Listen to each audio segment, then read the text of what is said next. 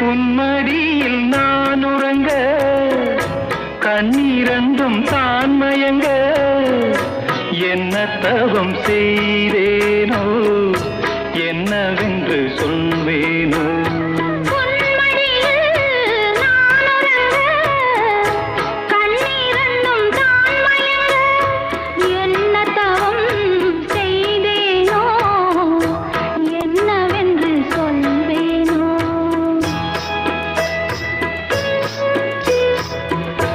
ஏழ் பிறப்பும் இணைந்திருக்கும்